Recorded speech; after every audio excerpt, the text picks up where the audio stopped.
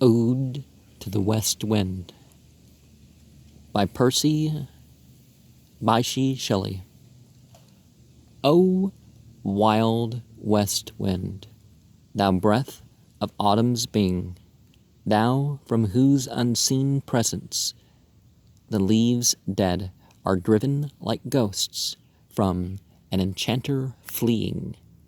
yellow and black and pale and hectic red, pestilence, stricken multitudes. O thou who chariotest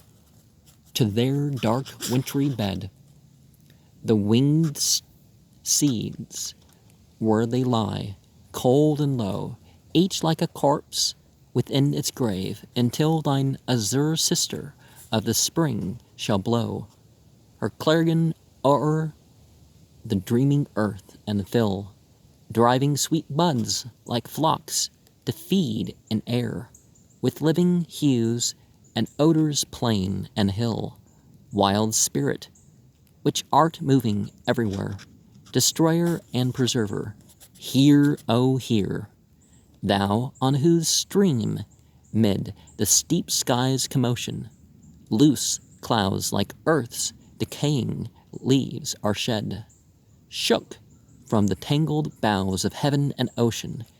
Angels of rain and lightning there are spread on the blue surface of thine airy surge, like the bright hair uplifted from the head of some fierce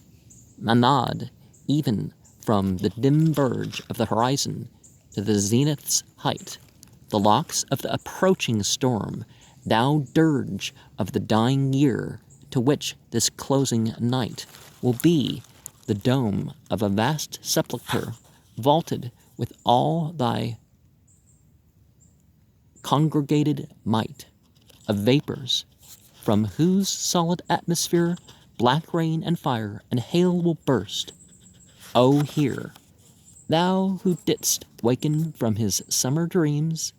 the blue Mediterranean where he lay, lulled by the coil of his crystalline streams, beside a pumice isle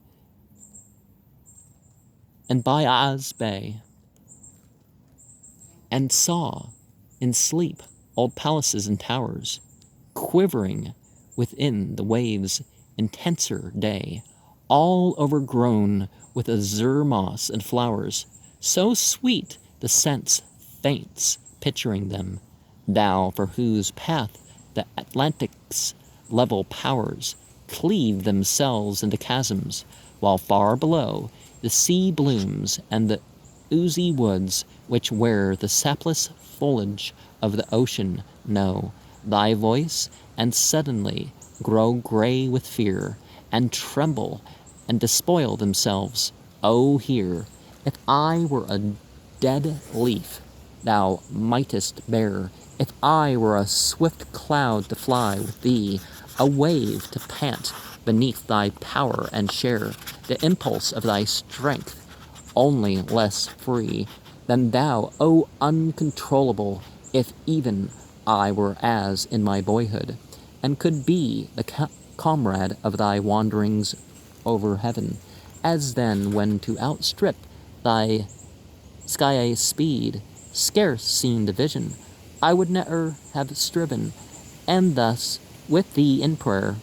in my sore need, oh, lift me as a wave, a leaf, a cloud. I fall upon the thorns of life, I bleed.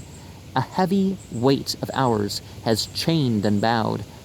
one too like thee, tameless and swift and proud. Make me thy lyre even as the forest is. What if my leaves are falling like its own? The tumult of thy mighty harmonies will take from both a deep autumnal tone. Sweet though in sadness, be thou spirit fierce, my spirit, be thou me, impetuous one. Drive my dead thoughts over the universe like withered leaves to quicken a new birth, and by the incantation of this verse scatter as from an unextinguished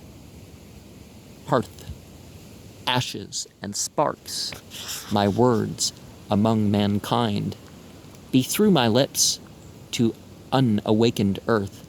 the trumpet of a prophecy, O wind. If winter comes, can spring be far behind? And